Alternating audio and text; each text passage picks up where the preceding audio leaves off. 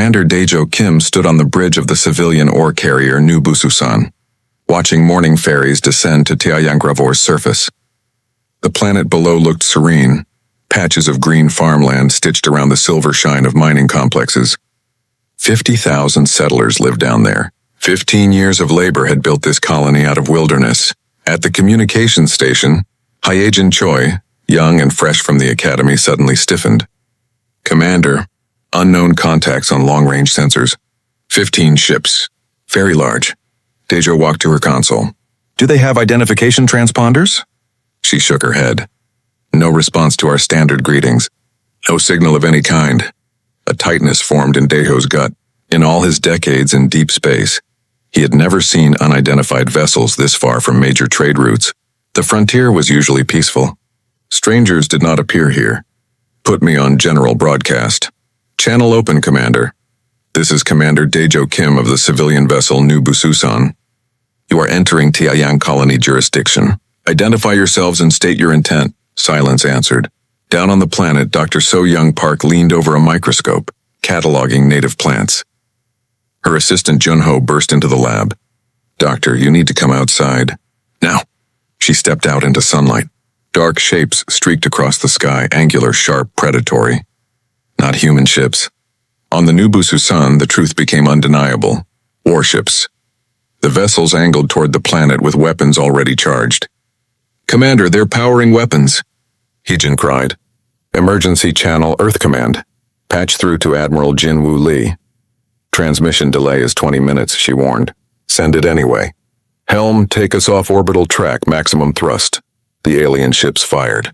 The first blast pulverized the orbital mining platform. 500 workers died instantly.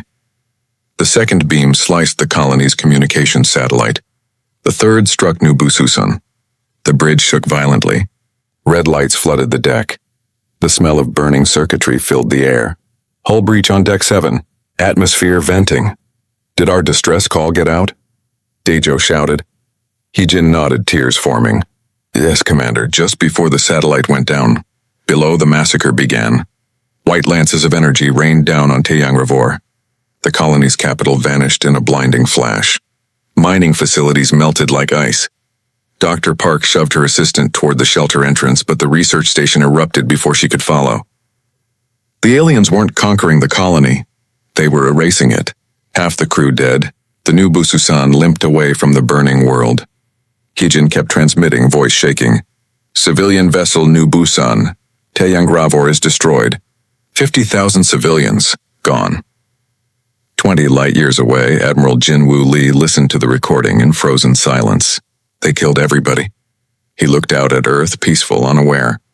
Confirm lost locations, he ordered. 3 more colonies have gone silent. Identical pattern. Lee exhaled slowly, walked to a wall safe, and removed a single red key. Signal the Defense Council.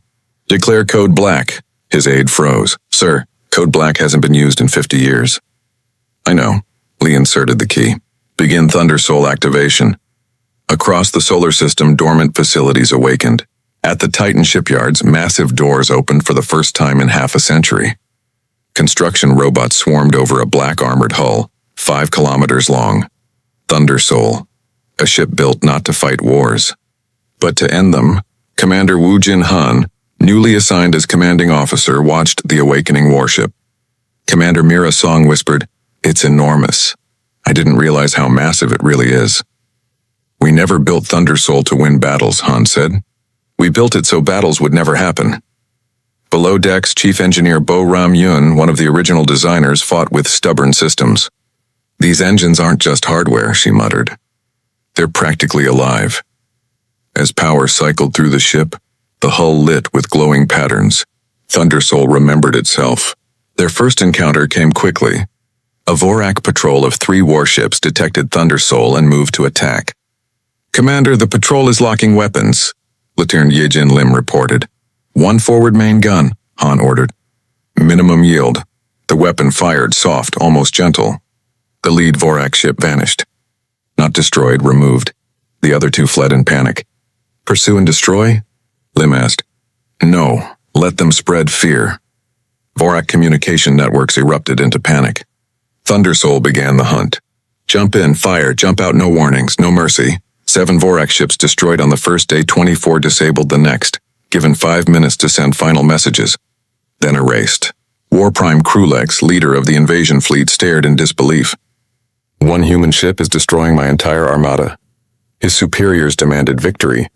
Krulex ordered a retreat too late. In Thunder Soul's weapons vault, Boram stood before a sealed panel.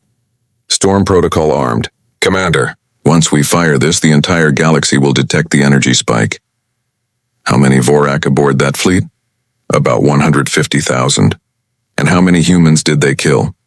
50,000, Han nodded. We are still merciful. Thunder Soul activated Storm Protocol. Space bent. Time stuttered. Reality fractured. The entire Vorak fleet ceased to exist. Weeks later, the recording reached every major alien government. At the Galactic Assembly, Ambassador Yoonji Shin stood before representatives of 200 species. A hologram of Thunder Soul hovered behind her. Human space is inviolable. If you harm human civilians, you will not get the chance to do it twice.